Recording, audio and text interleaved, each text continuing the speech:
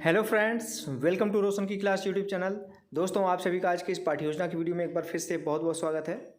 आज की इस वीडियो में हम देखेंगे जीव विज्ञान की पाठ्य योजना। तो पूरी वीडियो बस देखा करिए ध्यान से। आप लोगों को जो मैं वीडियो के माध्यम से नॉलेज देना चाहता हूँ वो आप लोगों तक पूरी पहुँचे नॉलेज। आधी अधूरी नॉलेज अच्छी नहीं होती। और अगर वीडियो देखने के बाद आप लोगों को वीडियो अच्छी लगती है तो प्लीज़ वीडियो को लाइक कर दिया करिए। और अगर आप लोगों को हर दिन नए नए पाठ्य योजना की वीडियो देखनी है, किसी भी विषय का, किसी भी क्लास का, तो आप लोग रोशन की क्लास यूट्यूब चैनल से जुड़ जाइए। जुड़ना बिल्कुल फ्री है। नीचे लाल कलर का सब्सक्राइब बटन, उस पर क्लिक करके सब्सक्राइब कर लीजिए। साथ ही साथ बेल आइकन को दबा के रखिए। अब दोस्तों शुरू करते हैं आज की पाठ्य योजना। आपको पता है कि जिस पेज पे आप पाठ्य योजना बनाना स्टार्ट करते हैं उस पेज पे बीचों बीच इस तरीके से पाठ्य योजना संख्या लिखनी होती है। पाठ्य योजना लिखने के बाद यहाँ पे जीव विज्ञान पाठ्य योजना लिखने की जरूरत नहीं है आपको। पाठ्य योजना लिखने के बाद आपको उसके सामने नंबरिंग कर देनी है। 1 नंबर, 2 नंबर, जो भी नंबर है उसको इस तरीके से लिख देना है। उसके बाद देखिए यहाँ पे दिनांक लिखना है, किस डेट में आपने पाठ्य योजना पढ़ाई थी। यहाँ पे क्लास जो है वो कक्षा 6 से लेके 8 तक, 6th से लेके 8th तक ये आप पाठ्य योजना बना सकते हैं, जो हमारा आज का प्रकरण है। वर्ग आपका जो भी है, ABC, क ख ग जो भी है वर्ग, उसको यहाँ पे लिख लीजिएगा। कालखंड को काफ़ी कॉलेजेस में कालांश भी कहते हैं और चक्र भी कहते हैं। तो किस पीरियड में जाएंगे इस चैप्टर को पढ़ाने, इसका मतलब ये होता है। तो यहाँ पे प्रथम लिखा है आपका, जो भी जिस पीरियड में जाएंगे उसको यहाँ पे लिख दीजिएगा। और हमारा जो प्रकरण है वो पौधे के प्रकार है, पौधों के प्रकार। विषय है जीव विज्ञान का। और यहाँ पे औसत आयु लिखने की ज़रूरत नहीं है कि क्लास में आपके बच्चों की औसत आयु क्या है, तो ये कहीं कहीं मांगा जाता है, ये लिखने की ज़रूरत नहीं है। उसके बाद आपको विद्यालय का नाम लिखना होता है, जिस विद्यालय में आप पाठ्य योजना पढ़ाने के लिए जाएंगे। जो विद्यालय आपको कॉलेज वाले अलॉट करेंगे उस विद्यालय के नाम को यहाँ पे लिखना होता है। ठीक है। अब आता है आपका सामान्य उद्देश्य। सामान्य उद्देश्य में आपका जो विषय होता है, जैसे हमारा आज का विषय है जीव विज्ञान या फिर विज्ञान, तो विज्ञान या फिर जीव विज्ञान पढ़ने के बाद बच्चे क्या क्या सीखेंगे उसके बारे में यहाँ पे सामान्य उद्देश्य में आपको पॉइंट वाइज लिखना होता है। तो यहाँ पे देखिए लिखा गया है सामान्य उद्देश्य। इस तरीके से हेडिंग लिखने के बाद यहाँ पे पहला पॉइंट है छात्रों में जीव विज्ञान के प्रति रुचि एवं जिज्ञासा जागृत करना। दूसरा पॉइंट है छात्रों में वैज्ञानिक दृष्टिकोण विकसित करना। तीसरा पॉइंट है छात्रों में अपेक्षित व्यवहार परिवर्तन करना। चौथा पॉइंट है छात्रों में जीव विज्ञान के विभिन्न शब्दों का ज्ञान कराना। अब आता है आपका इसके बाद विशिष्ट उद्देश्य। विशिष्ट उद्देश्य हेडिंग इस तरीके से लिखिए। इसमें देखिए लिखा गया है विशिष्ट उद्देश्य का मतलब होता है कि आपका जो टॉपिक है इसके पढ़ने के बाद बच्चे क्या सीखेंगे। तो यहाँ पे देखिए लिखा गया छात्रों को पौधों के प्रकारों के बारे में विस्तृत जानकारी देना। नेक्स्ट हेडिंग है यहाँ पे शिक्षण सहायक सामग्री। शिक्षण सहायक सामग्री में जो जो सहायक सामग्री आप यूज करेंगे शिक्षण कार्य करने के लिए उसको लिखना होता है। तो यहाँ पे देखिए लिखा गया लपेट फलक, श्यामपट्ट, पौधों के प्रकार का चार्ट। आप चार्ट बना के ले जाइए, उस पर पौधों के प्रकार जो अभी मैं बताऊंगा उसको लिख के बना के आराम से ले जाइए। पूर्व ज्ञान हेडिंग है। पूर्व ज्ञान में देखिए लिखा गया छात्र पौधों के प्रकार के विषय में आंशिक ज्ञान रखते हैं, यानी कि उनको थोड़ी सी जानकारी है। अब आता है लेसन प्लान का सबसे इंपॉर्टेंट पॉइंट, प्रस्तावना प्रश्न। प्रस्तावना प्रश्न किसी भी लेसन प्लान की जान होती है, क्योंकि प्रस्तावना ही सबसे ज़्यादा यहाँ पे एग्जामिनर जो आएगा आपका वो प्रस्तावना निकलवाने के लिए काफ़ी कॉलेजेस में कहता है। तो जितने अच्छे तरीके से आप प्रश्न बनाएंगे उतनी आसानी से आपका प्रस्तावना निकलेगा। जितनी ही आसानी से निकलेगा उतना आपके लिए अच्छा होगा। इसको 2 तरीके से आप बांट सकते हैं यहाँ पे, प्रश्न और संभावित उत्तर, इस तरीके से भी लिख सकते हैं। और दूसरा तरीका क्या होता है, यहाँ पे आप छात्र अध्यापक कथन लिख दीजिए, इधर छात्र क्रिया लिख दीजिए। आपके कॉलेज में जिस तरीके से आप कहें उस तरीके से आप कर लीजिए। प्रश्नों के क्रम में क्रमबद्धता होनी चाहिए, यानी पहले प्रश्न का जो उत्तर आएगा उससे दूसरा प्रश्न बनेगा, दूसरे प्रश्न का जो उत्तर आएगा उससे तीसरा प्रश्न बनेगा, तीसरे प्रश्न का जो उत्तर आएगा उससे चौथा प्रश्न बनेगा। इस तरीके से क्रमबद्धता होनी चाहिए। और कम से कम 3 प्रश्न पूछ के अपना प्रकरण निकलवा सकते हैं और ज़्यादा से ज़्यादा 5 से 6 प्रश्न पूछा जा सकता है अपना प्रकरण निकलवाने के लिए। तो यहाँ पे देखिए पहला प्रश्न है जीव कितने प्रकार के होते हैं। तो बच्चे बोलेंगे 2 प्रकार के होते हैं, उनको आंशिक जानकारी है इनके बारे में। अब पूछेंगे आप जीवों के 2 प्रकार बताइए, बच्चे बोलेंगे सजीव और निर्जीव। तीसरा प्रश्न फिर बनेगा सजीव कितने प्रकार के होते हैं, तो बच्चे बोलेंगे 2 प्रकार के। फिर इनके दोनों प्रकार को आप पूछ लीजिए, सजीवों के 2 प्रकार बताइए, बच्चे बोलेंगे जंतु हैं वह पादप, या फिर जंतु और पौधे बोल सकते हैं बच्चे। फिर अगला क्वेश्चन लास्ट में पूछ लीजिए पादप कितने प्रकार के होते हैं। ये समस्यात्मक प्रश्न हो जाएगा, तो यहाँ समस्यात्मक प्रश्न इस तरीके से लिख दीजिए। जैसे समस्यात्मक प्रश्न होगा अपना उद्देश्य कथन बोलिए अपना यहाँ पे क्लास में, और उद्देश्य कथन इस तरीके से लिख दीजिए, आज हम पौधों के प्रकारों के विषय में अध्ययन करेंगे। इस तरीके से आप बोल दीजिए क्लास में, और उद्देश्य कथन में इस तरीके से आप लिख दीजिए। अब बच्चों को पता चल गया कि वो क्या पढ़ने वाले हैं, तो इस तरीके से आप प्रस्तुतिकरण स्टार्ट कर सकते हैं। प्रस्तुतिकरण मतलब उस चैप्टर को आप शुरू कर सकते हैं पढ़ाना। पढ़ाने से पहले विधि आपको लिखना होता है, कौन कौन सी विधि यूज करेंगे, तो व्याख्यान विधि और प्रश्नोत्तर विधि। व्याख्यान विधि को ही व्याख्यात्मक विधि भी कहा जाता है, इसलिए यहाँ पे लिखा गया है।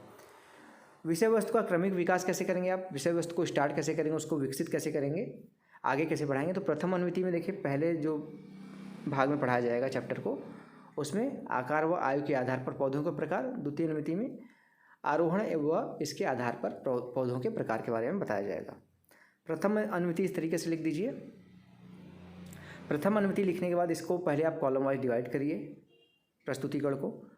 विषय वस्तु या फिर शिक्षण बिंदु इसको लिखा जाता है, शिक्षक क्रिया या फिर छात्राध्यापक छात्राध्यापिका क्रिया, छात्र क्रिया और श्यामपट्ट कार्य। विषय वस्तु या फिर शिक्षण बिंदु में पहला पॉइंट लिखिए, आकार के आधार पर पौधों के प्रकार। शिक्षक क्रिया में शिक्षक कथन है, आकार के आधार पर पौधों को 3 भागों में बांटा जाता है, शाक, झाड़ी व वृक्ष। शाकी पौधों का तना हरा होता है व इनकी ऊंचाई 1 मीटर से भी कम होती है तथा तना कोमल होता है। इसके उदाहरण गेहूँ, चावल, सरसों। झाड़ी में तना छोटा, कठोर, भूरे रंग का व शाखाएं निचले भाग में से निकलती हैं। उदाहरण के लिए गुलाब, औक, कनेल। वृक्ष के में तना ऊंचा, मोटा, कठोर व भूरे रंग का होता है। उदाहरण के लिए बरगद, पीपल आदि। छात्र वाले कॉलम में लिखना है, छात्र छात्राओं ने पौधों के प्रकारों को समझा व ध्यानपूर्वक सुना। श्यामपट्ट कार्य पे देखिए लिखा गया है, आकार के आधार पर पौधों को 3 भागों में बांटा गया है, शाक, झाड़ी व वृक्ष। श्यामपट्ट पे वही पॉइंट लिखना होता है जो इम्पोर्टेंट है आपके, आपने जो यहाँ पे शिक्षक कथन बोला है उसमें जो इम्पोर्टेंट है वही आप यहाँ पे श्यामपट्ट कार्य में लिखेंगे, सारी चीज़ें नहीं लिखनी है। अब विकासात्मक प्रश्न आता है, विकासात्मक प्रश्न पूछिए। पहला प्रश्न है, आकार के आधार पर पौधे कितने प्रकार के होते हैं, बच्चे बोलेंगे 3 प्रकार के। दूसरा प्रश्न फिर बनेगा, वृक्ष के उदाहरण बताइए, बच्चे बोलेंगे बरगद, पीपल। जो भी वृक्ष यहाँ पे आंसर कई मिल सकते हैं। तीसरा प्रश्न है, आयु के आधार पर पौधों को कितने प्रकार में बांटा गया है, ये बच्चे नहीं बता पाएंगे, निरुत्तर हो जाएंगे क्योंकि अभी आपने इसके बारे में नहीं बताया है। निरुत्तर होंगे तो अपना अगला शिक्षण बिंदु इस तरीके से ले लीजिए, आयु के आधार पर पौधों के प्रकार। शिक्षक कथन है, आयु के आधार पर पौधों को 3 प्रकारों में बांटा जा सकता है, 1 वर्षीय, द्विवर्षीय व बहुवर्षीय। 1 वर्षीय पादपों को वार्षिक पादप भी कहते हैं, इनका जीवन काल 1 वर्ष या 1 ऋतु का होता है, जैसे मक्का, ज्वार, बाजरा आदि। द्विवर्षीय पादप जिनका जीवन काल 2 वर्षों का होता है, जैसे गन्ना। बहुवर्षीय इनका जीवन काल 2 वर्षों से अधिक का होता है, जैसे नीम, बबूल, खेजड़ी, पीपल, जो बहुत ज़्यादा सालों तक जीते हैं। छात्र वाले कॉलम में लिखना है, छात्र छात्राओं ने आयु के आधार पर पौधों के प्रकारों को समझा व नोट किया अपनी कॉपी में। श्यामपट्ट पे देखिए लिखा गया, आयु के आधार पर पौधों को 3 भागों में प्रकारों में बांटा गया, पहला 1 वर्षीय, दूसरा द्विवर्षीय, तीसरा बहुवर्षीय। अब सामान्यीकरण प्रश्न आता है। सामान्यीकरण प्रश्न में देखिए पहला प्रश्न है, 1 वर्षीय पादपों के उदाहरण लिखिए, तो बच्चे बोल देंगे मक्का, ज्वार, बाजरा आदि। दूसरा प्रश्न है, बहुवर्षीय पादपों का जीवन काल कितना होता है, तो 2 वर्ष से अधिक होता है, ये मिल जाएगा आपको आंसर। अब द्वितीय अनुमिति आता है, द्वितीय अनुमिति में देखिए विषय वस्तु है आरोहण। शिक्षण क्रिया में शिक्षण कथन है, आरोहण द्वारा कमजोर पादप ऊपर की ओर किसी सहारे से चढ़ते हैं, इनका तना कमजोर होता है, ये किसी सहारे से लिपट कर अपनी वृद्धि ऊपर की ओर करते हैं, जैसे जूही, चमेली, अंगूर। छात्र वाले कॉलम में लिखना है, छात्र छात्राओं ने आरोहण के पौधों के बारे में समझा व नोट किया। श्यामपट्ट पे जूही के यहाँ पे आरोहण के एग्जाम्पल लिख दीजिए, जूही, चमेली, अंगूर। विकासात्मक प्रश्न है, पहला, आरोहण पादप होते हैं कमज़ोर, इसका आंसर मिलेगा। दूसरा प्रश्न है, आरोहण पादपों के उदाहरण बताइए, बच्चे बोल देंगे आपने अभी जल्दी ही बताया था उदाहरण, जूही, चमेली, अंगूर। तीसरा प्रश्न है, आरोहण के आधार पर पादपों को कितने भागों में बांटा गया, नहीं बता पाएंगे बच्चे, निरुत्तर हो जाएंगे। अब आरोहण के आधार पर प्रकार बच्चों को बताएंगे आप, तो शिक्षक कथन में देखिए लिखा गया है, आरोहण के आधार पर पादप 2 प्रकार के होते हैं, पहला आरोही, दूसरा वल्लरी। पहला आरोही पौधे कौन कौन से होते हैं, इनमें धागे समान रचना प्रतान होता है, जिससे ये ऊपर की ओर चढ़ते हैं, जैसे लौकी, अंगूर, खीरा। वल्लरी पौधे किसे कहते हैं, इनमें प्रतान जैसी संरचना नहीं पाई जाती, इनका तना स्वयं किसी सहारे से लिपट कर ऊपर की ओर वृद्धि करता है। उदाहरण के लिए रेलवे क्रीपर, चमेली, जूही व बोगनविलिया। छात्रों वाले कॉलम में लिखना है, छात्र छात्राओं ने आरोहण के आधार पर पौधों के प्रकार को समझा व नोट किया। उदाहरण में यहाँ पे श्यामपट्ट में लिख दीजिए, आरोहण के आधार पर पौधों के प्रकार, पहला आरोही, दूसरा वल्लरी।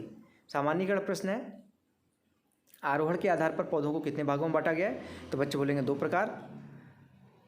दूसरा प्रश्न है, वल्लरी पौधों के उदाहरण, बच्चे आंसर देंगे रेलवे क्रीपर, चमेली, जूही व बोगनविलिया।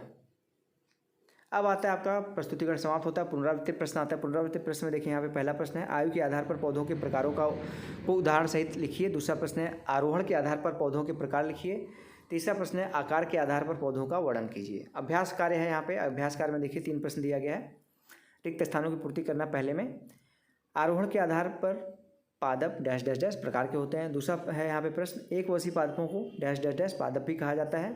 तीसरा प्रश्न है साकी पौधों का तना डैश डैश डैश होता है। और लास्ट में आता है गृह कार्य यानी कि होमवर्क। होमवर्क बच्चों को घर से करके लाने के लिए ज़रूर दीजिए। यहाँ पे देखिए दिया गया है होमवर्क। पहला आरोहण के 5 उदाहरण लिखिए। दूसरा आकार आयु के आधार पर पौधों के प्रकारों का उदाहरण सहित वर्णन कीजिए।